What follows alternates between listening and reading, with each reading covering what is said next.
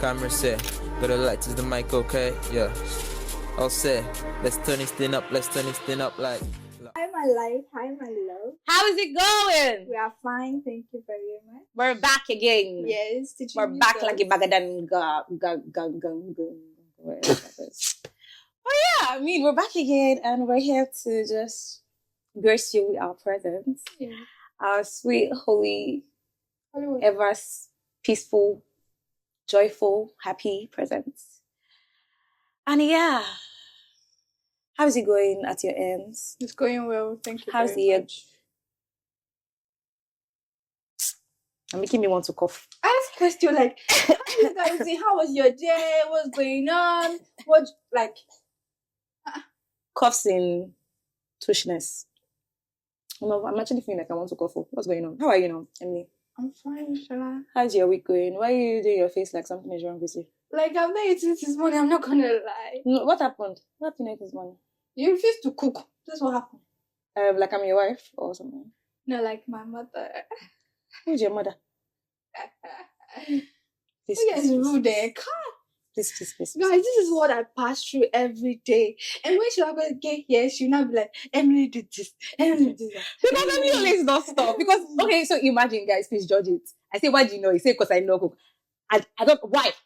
So she Sorry, excuse me, your hands. I don't get.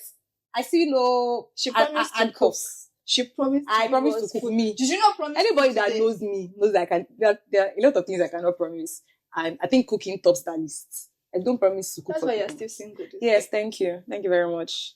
I've not found the man that's going to be cooking for me yet. When I find him, I'll stop being single. But yeah, I don't know. How are you genuinely? How are you generally? How's the year going for you? How do you feel? Yeah. I'm alright. I'm fine. Thank you very much. I'm touching my hair, even though you can't say that my hair looks fine. Oh, sorry. No, oh my it's God, fine. I was so distracted. Should I come and say Emily doesn't pay attention? But it's alright. It's alright. I'm not complaining Okay, right yeah, now. sorry. Your hair is fine. No, it's okay. But this is very, very shocking. Why do you make this hair? I just saw you like not long ago. I was trying to style my hair like around 12. Yeah. And I got very tired. I just got down there and went to meet a woman. I said, please, ma, can you make a hair? She said, yes, I can make hair very well. I said, how much will it cost to make my hair? She was like, because I like you, just give me anything. I said, are you serious? I sat down for her to just make my hair. Lovely. I wanted Didi, it's but actually she said cute. that she couldn't make Didi. So. I mean, all back. I just feel like both of us are all back. Yeah. All back supremacy. I always make all back because I'm a lazy girl, because I can't, it stresses me. But anyways, how are you? I think I'm good. I'm actually good overall. I think I've actually been enjoying doing this podcasting thing. With me? With me? Why must you find a way to make everything mushy? Can't you just be like an hard guy? Should we run With me? I don't know about that. But I'm sure enjoying this whole podcasting and you're part of it. So definitely you have to be there. It is work. Amen. But I'm really enjoying this whole thing. I'm enjoying this phase of life that we are in. Yeah. I feel like I was saying it during one of our meetings that I mean there's stress and stuff, but it's almost like we're not breaking a sweat. We're doing it so effortlessly and we're just enjoying ourselves, and I'm just truly grateful for that. I'm also I've started adulting. I've been jobless for a while since after graduation. Guys, I'm jobless. Please, if you have a job for me, please reach out to me. I really what kind of job are you looking for? That's the problem. I think that's why I'm jobless. Because there's locum there.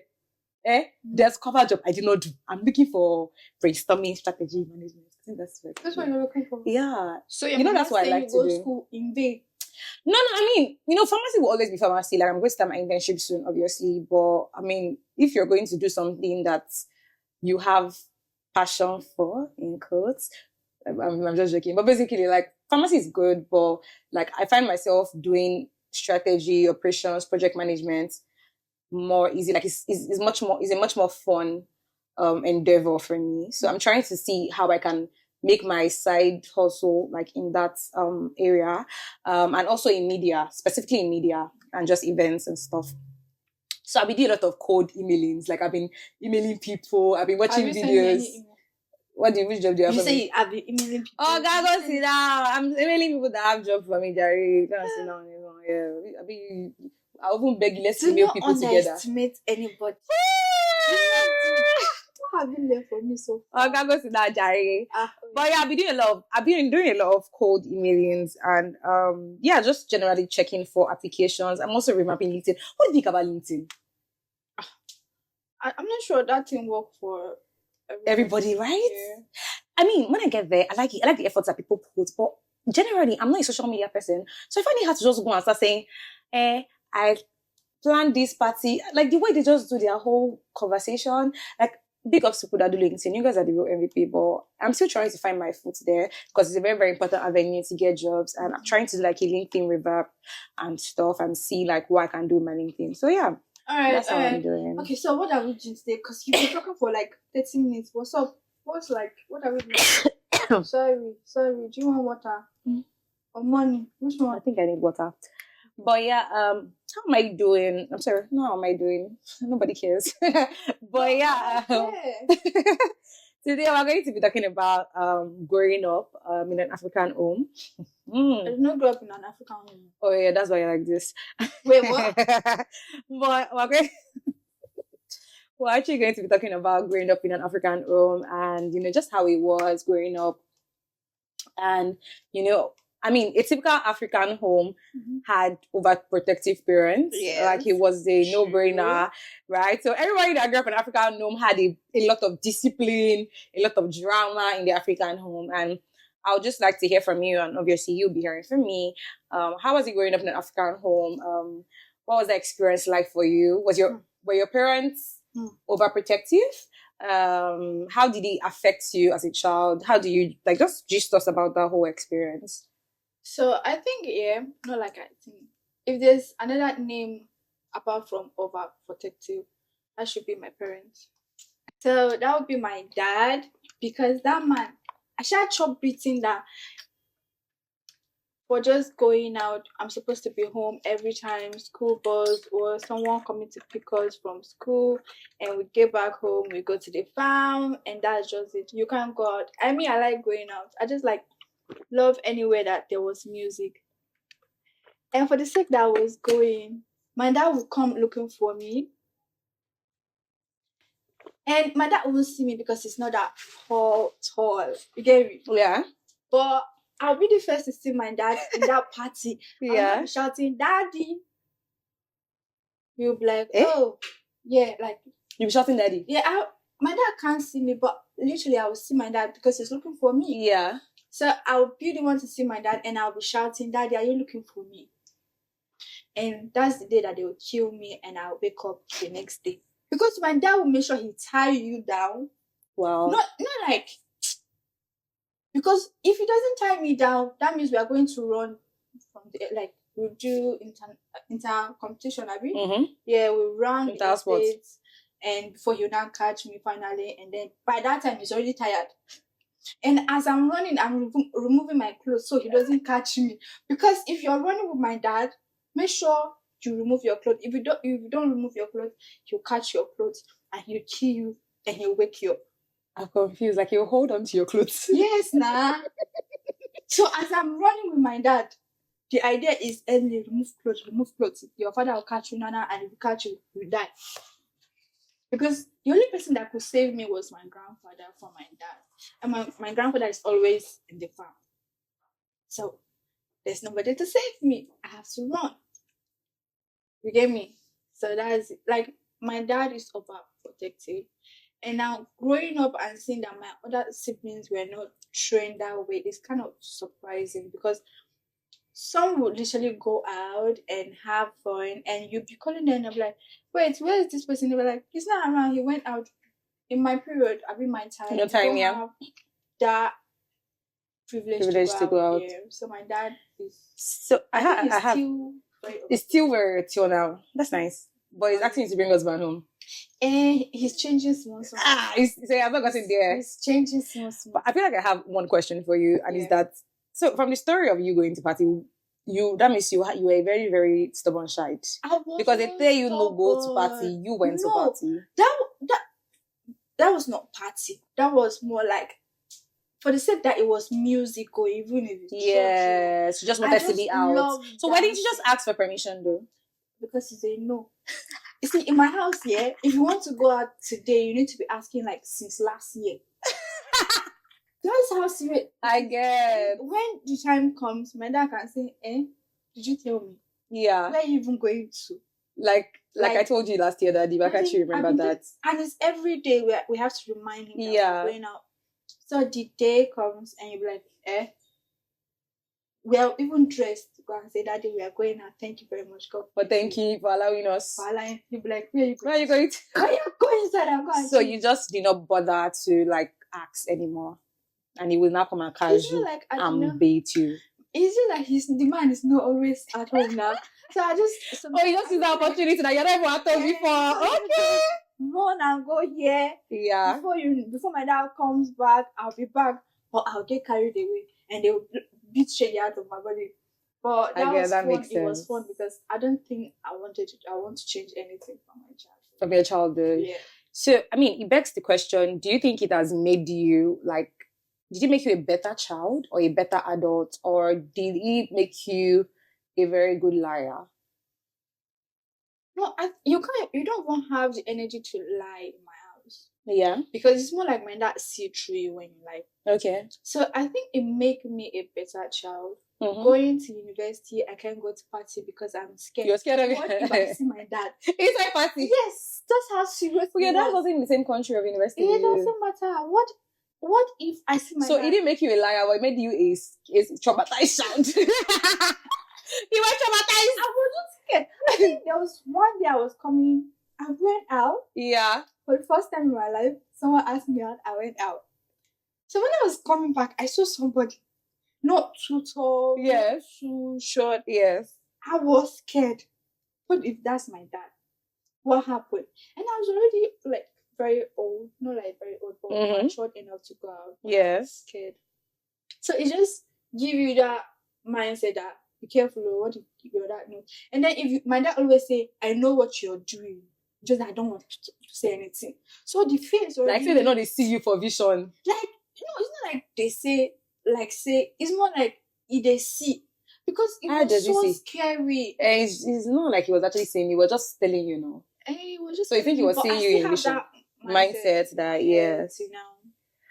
Oh, that's a story. That's a story. I feel like mine is a bit more... I think I had a more lenient. I usually thought I had like a very hard childhood. But my childhood was actually a bit more lenient. So I grew up with two very, very elder brothers. Mm-hmm. My brothers were not really living with us. Mm-hmm. So I almost grew up like an only child. Okay, but then I had like cousins around. Mm-hmm. So I was not like the only person around. But I was my mommy's child that was there. So I grew up with my mom. Well, I don't think my mom was overprotective, to be honest. I had liberty. I used to go to party. I was the one that's the competition. I was doing whining and twisting. So I used to go to parties, like I had liberty, church stuff, I think the only thing that mommy ever was overprotective about was me joining the choir, because I used to be in childhood choir, and I was like there was like drama. I think I've said that before. So at a point, like the big church choir wanted me to join the big church choir. My mom was like, that I cannot be going for choir practice, that they finish too late. And I was really pissed because, at that point, imagine me as a small child and I would be like the only child in big church choir. So I really liked the idea. I said, mommy said no. She said, I can't though. Like, obviously they will ask her first. She's like, no, that she can't because they finish rehearsal very late. And there was just that things used to, let me not say what I don't know. It was just hearsay. But rehearsal late. No, there was just like anything can happen. Anything like you cannot just take your child and go to choir rehearsal. It's joke. I don't know, but there was that vibe that choir rehearsal, you have to be careful. You have to, the way you just the vibe they not start hearing that kind of thing. So choir rehearsal. So there was that kind of. So I guess that was the only thing that I really know that my mom was sort of overprotective, and it was not even a big deal because she would allow me for normal children rehearsals. But I didn't like it because now I've lost my voice and I don't have a good voice anymore. Yeah. And I feel like if I had trained myself, I would be like, I'll be giving who sings? Who is a babe that sings very well? That's a Christian artist. Actually, do we have any Christian girls that sing? Yes, now. No, I'm talking about Afro gospel. I'm not talking about worship. But from Ivy Quick. To be honest, I don't know anything. I don't know anything about it though. I'm going to be the next one. So you guys should be ready for rapper Shalakwe. I love rap. But okay, that's by you. So basically, so I feel like I had like a more linear childhood. I used to go to my cousin's place a lot. But I still, for some weird reason, felt the need not to lie, but to hide things. Like I didn't feel the need to actually be totally transparent with my mom and the adults there in general, because I knew that my mom will not restrict you. It was not a matter of don't go to party or don't go to this. It was a matter of use your sense. There's some things that you shouldn't be doing, right? Some things that you shouldn't do, right? And I think I always grew up with that sort of sense of responsibility that I couldn't afford to just like misbehave. I don't know why. So my mom wasn't overprotective, but I just had that sense of responsibility. And I feel like, and I think that's a conversation. I think overprotectiveness never really helps somebody. And maybe that's why I'm a bit more social. Like I know how to relate to people, because when I was small, I would go to my cousin's house, I'd go to my friend's house, I have to make new friends. So I was already talking to people, you know, I had that social, do you understand? So maybe that's even what helps me now, you know, the fact that I was able to go out. So I can't say she was overprotective, but I had this sense of responsibility towards her, almost like somebody has given you some sort of trust, and because of this, you must not, like, it's like you can't mess up, because it's almost like this person has entrusted something as, like, you know, as important as your life in your hands. I don't know how to explain it to you. So I feel like if I'm thinking about it, I don't think overprotectiveness is, I think it's a good thing and it's also a bad thing. It's just the way you go about it. So is overprotectiveness making your children scared to go out, or beating your children if you catch them at a party or these days? No and yes. No, it's not overprotected. Like how do I say it? If your children, if you are allowing them to go for some, like if your dad was allowing you to go for some parties, and then the ones that he asks you not to go for, you go, and he beats you, I don't think he's wrong. But the fact that you're not even allowing at all, it's a real way. You drink like you drink or yes, that I do not drink. That's what I'm saying. Like that is overprotectiveness, and but like, what do you think? Like, if you were a parent, what do you think you would do differently? So my dad always say, "I'm training you the way my mom and my dad trained." But I will never train my children that way. Yeah, you have the freedom to do what you want, but not too much freedom. Like, I should know where you are, what you're doing. Let me be that friend. You get me? Yes. A lot of parents were not friends with their children. Like, they can't even be open. Like me, I don't think I was open enough to talk to my dad like that. It was just like, we're cool, but then there were conversations that you couldn't have. Yes. I just like had to keep it to myself. Yeah. And then so I just do better. I mean, I remember I was having this conversation with my friend about, and she came and she's like, would I allow my 16-year-old daughter have a boyfriend? And I think what came to my mind, why are you laughing? I think what came to my mind genuinely is that it depends. It depends. Okay. Now, let me explain why it depends. I said, you know what? It actually depends on a lot of things. First of all, it depends on where you are. If you're in Nigeria and you're 16-year-old, my nigga, go sit down. Like, there's nothing you're doing with your boyfriend. But like, so like abroad, sometimes they grow faster. Like by 16, they already have jobs. You know, they are more mature, some of them, right? But either ways, one thing I would like to be constant is that I'd rather you tell me than I don't know that you have a boyfriend and you have a boyfriend. So I'd rather know that you have a boyfriend than be in the dark because I'm overprotective or the conversation is not even entertained at all. Actually, that happens when you don't give them the room to speak. Exactly. And it's from the little things. It's if they can't even speak about how they feel, like, I mean, at the end of the day, I think children should be able to express their emotions. We need to understand they're human beings too. Yeah. And I think we're going to be speaking about respect in the next episode. Yeah. And I think this is another place where it comes in. Yeah. So I feel like disrespect is not it's not doesn't mean that someone is not like voicing out their emotions, because I feel like sometimes our parents expect us to just shut the hair up, to be honest, like just shut up. Yeah. Like I don't want to hear what you have to say, just do what I right. So but if you're already giving your child that vibe that your opinion doesn't matter, how do you even expect your child to tell you I have these feelings towards this person, I have that feelings towards that person? So I feel like something I would do different is making sure that my child frees. I'll be a prognosing mother. Like I want my child to be able to talk to me about anything and everything. Reason why you should marry early. Right? Look, do you get like I really want to have my children very early because I want them to be close to my age. Like I want them to be like my sisters. I want two girls and one boy. You're getting old, my sister. Marry this year. See, let me tell you, it's not about the age. It's in the heart. What did you say? Sometimes some people have the heart of a child. It's not about the age. Even if I'm married at 30, I can still be a child at heart. True. Exactly. So I mean, it's better to be closer in age because then there's now generations. So I think that's another reason why I wasn't able to speak to my mom about a lot of things, because my mom wasn't overprotective. Right? But mommy doesn't like talk. Not like so much talk. She'll shut you up like, "Ma fed up, mommy," and I didn't blame her because she had so much like things that were going on. She was working. She had to take care of everybody. So that was like do you understand? But generational difference too. So imagine a 60-something-year-old is talking to a Gen Z. Like they cannot understand the kind of conversation you want to understand. You know, like, what are you talking about? What are you saying? Do you get? Like, so I feel like that generational difference was just like a lot. So it kind of like can deter your communication.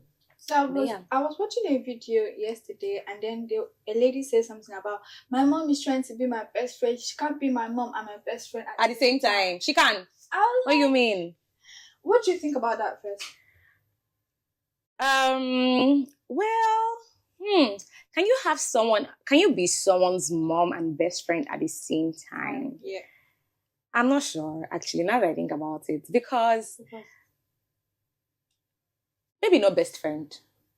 Friends. But you can be their friends. Yeah. Because when you say someone is your best friend, you're not necessarily scolding your best friend. Emily, if you had the best, but we call our best friends out, though. We do? We call them out, yes. I call my brother. If you're my best friend, I'll call you out if you're doing nonsense. I feel like... Am I your friend or your best friend? Emily, why would you share? No. It's just serious conversation. Why would you share? But I feel like parents also cannot overdo it. That's why I said I'm not sure best friend. Yeah. Don't overdo it. You need to, like, I know I'm going to be a prognosing mom, but don't now do too much. Your children, especially children that are introverts, they might feel uncomfortable that why you're always in my business. Do you understand? And I feel like being a mother is some sort of responsibility. True. It's just the way, okay, your husband can be your best friend, but the fact that your husband is your best friend doesn't mean that the authority that he has, like, has been evacuated. Like, doesn't mean that he's no longer the head of the house and you don't have to submit to him. So your mom can be your best friend or your dad can be your best friend, yes, but the authority doesn't change. So the problem is that I'm sure what the babe meant is that you can't be telling me that I'm your best friend and then I can't say I want to do some things, or you can talk back to your best friend and your best friend talks back to you. Do you understand me? You can't. There's no secrets, exactly. But I want my friend to tell me these secrets. But I mean, it has to happen naturally. Yeah, it's not something that you can force. You can't force it.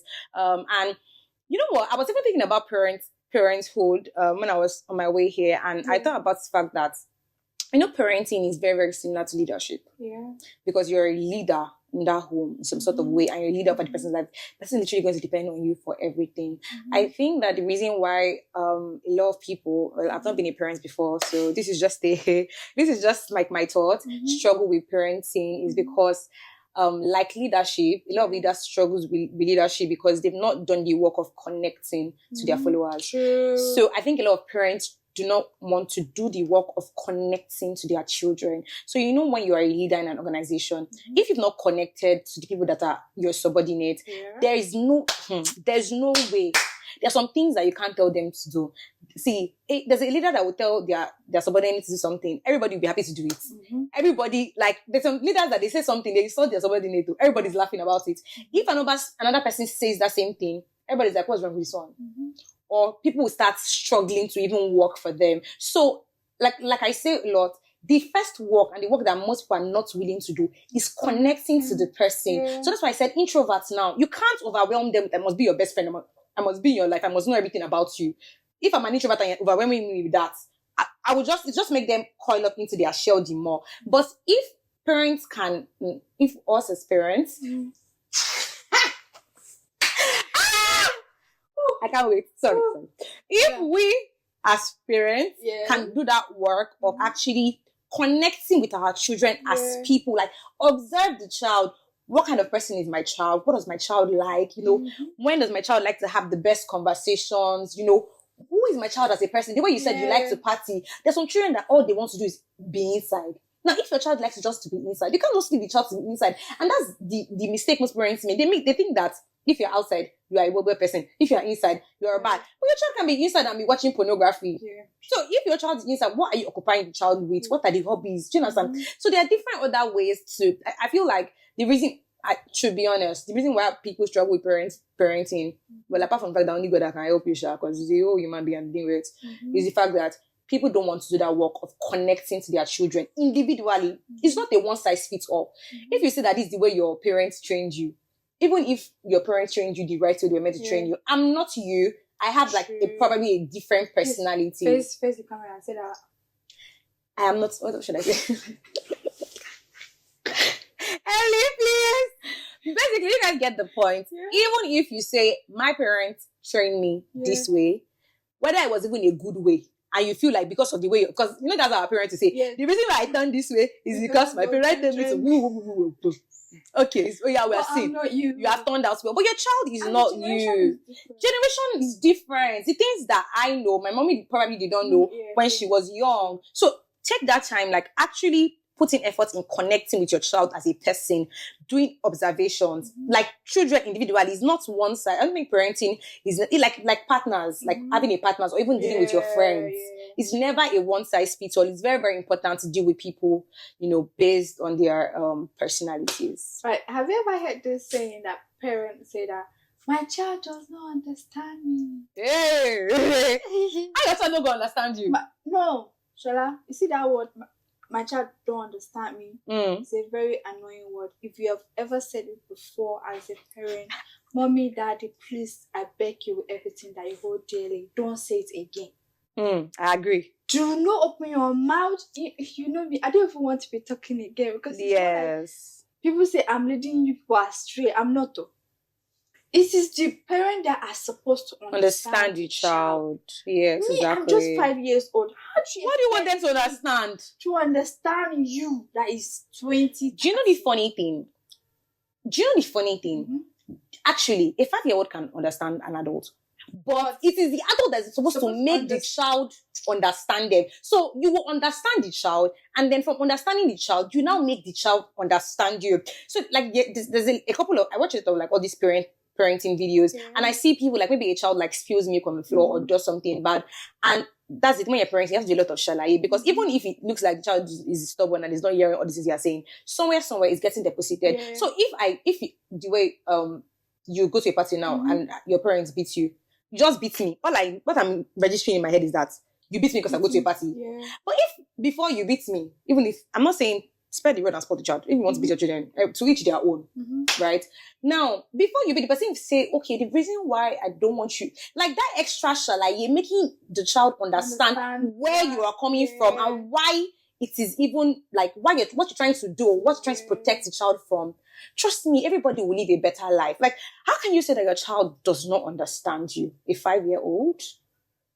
And then you see this, she doesn't understand me and she's stubborn. I just feel like, parents need to put a lot of work into it. And then you guys have and it's not a lot. It's not easy, self. It's not easy, but try. You see that time that you're using to make some call, do a lot of things, invest it in knowing your child. Because for someone like me, my dad beating me, I just got to know that if I do something wrong, my dad is going to beat me. My finish.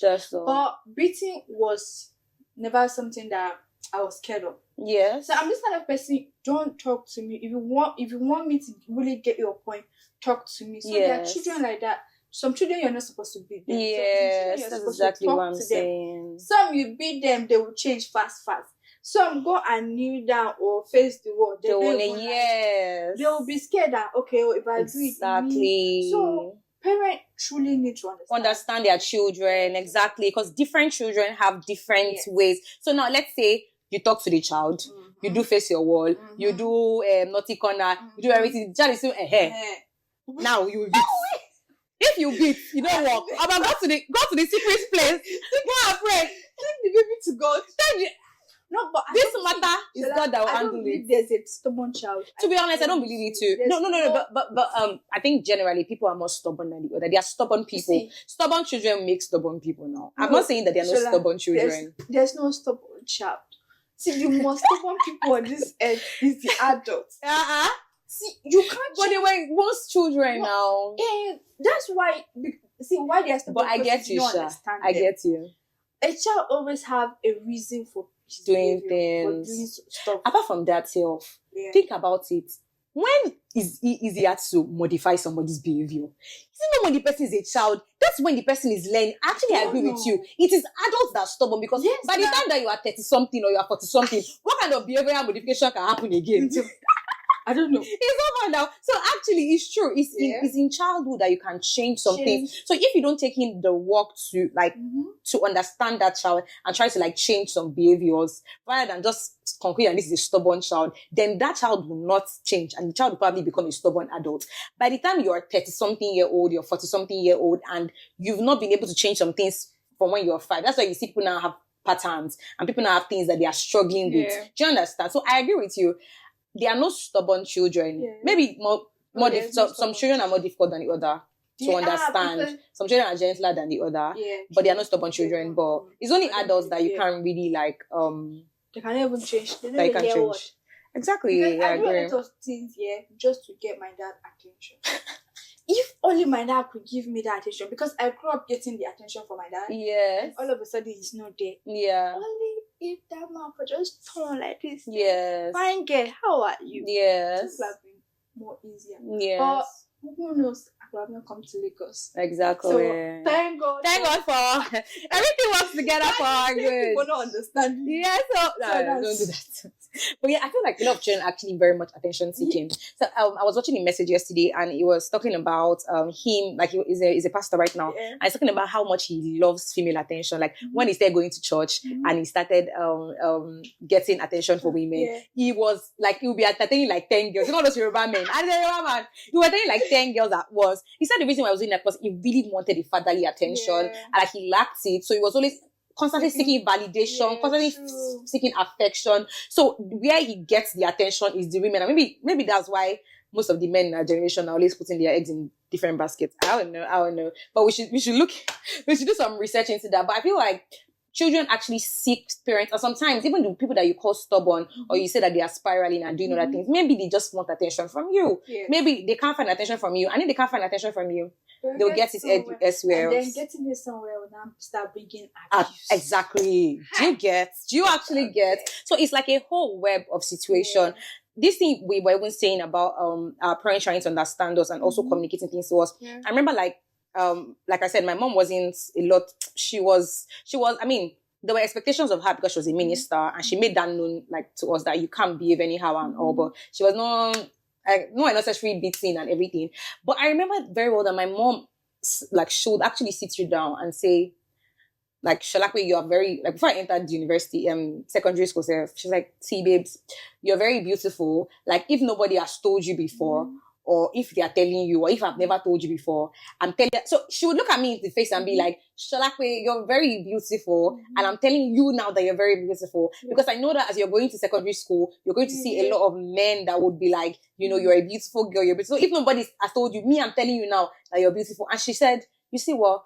Boys don't have anything to offer you. They really have nothing. Like, that's how she said it. She said, don't bother yourself. If you're having a boyfriend in secondary school, you are just wasting your time. They had not, I can't remember the main thing she said, but she told me her own stories. Like, she just like spoke to me, and I held on to that thing, you know. Even when I liked people in secondary school, I'd be like, never. I'm not going to have a boyfriend till I finish secondary school. I think I have that mentality. Exactly. So just that conversation was able to like shape in some sort of way the decisions I was going to make. Even when I was entering university, she sat me and my friends down, you know, had another set of like conversations with us. So and I feel like it's because she had understood that I was genuinely someone that, understood stuff, right? And actually exactly listening. So I think it's very, very important to, do you think, I think we already spoke about this, but do you think that the way parents are, like whether they're overprotective or too lenient, do you think it affects how a child turns out? Like, do you think it does. Yeah, it does. I agree with you. See, I'm a very calm person. Everybody knows that. Yeah.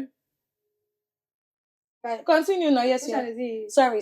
I'm a very calm person. Yes, you're very calm. Maybe because I was not going out or talking to people. But you were going out now. I was not going out. You were going out. You liked it in the initial phase, but then you were beaten to submission. You were beaten to oblivion. One day I see oblivion. I was not talking to anybody. So what are you not doing there? To go and dance. You don't want to dance. Why is it dance to your house? Where's the fun? You will never get. Where's the fun? I think the last song that I remember that make my dad beat me. You remember this song? I came in and woke up was he? God forgive me. I can't remember the song. But you were a child now. Which one is God forgive? It's not Don Jazz. It's Manico? No. The Lounge. Definitely. Something love. There's a song that I didn't know the song. God, I still remember that song like every day. But because of that song that made them beat me. So there was my you see that song? We will play it in my wedding. Why? As a remembrance? Yeah, because the sharp shit got out of my head because of that song. And I made sure I went to a party again. And then the party does not have hair though. Maybe some grandfather died. Oh, it's not even like a child birthday party. You just wanted to hear music and dance. I just wanted to hear music. Because it was more like music was the friend that you had, yeah. Did you grow up alone? Were you like alone in your house? No, I had sisters now. I had siblings. So why didn't you not friends with your sister? Everybody was alone. Everybody was alone. No? Are you serious? Everybody was looking for different attention. Yes. So that was it. But that's serious. But I remember the song. I will tell you guys. But that's funny. Yeah. But do you like? Cause me, I grew up with music. I like music. I used to dance.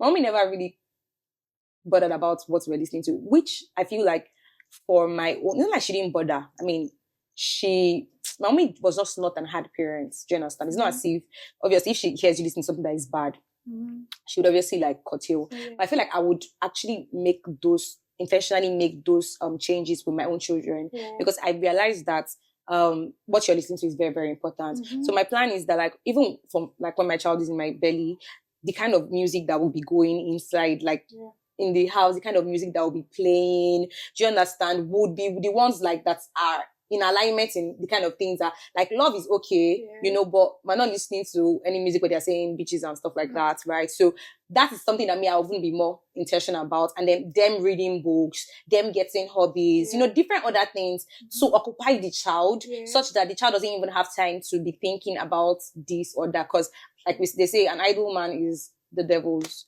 work. Alright, you heard all Sholak we have to say. What do you mean by you heard all Sholak we have to say? But I think there's one thing I want to say. Like, overprotecting parents also impairs a child's decision-making abilities.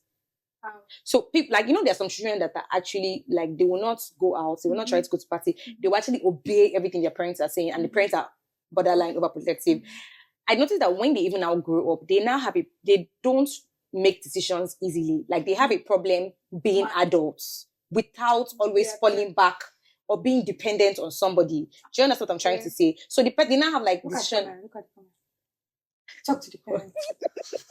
Please, I'm not talking to parents. I'm talking to my journey. I'm talking to you guys now. Like, we're having a conversation. Yeah.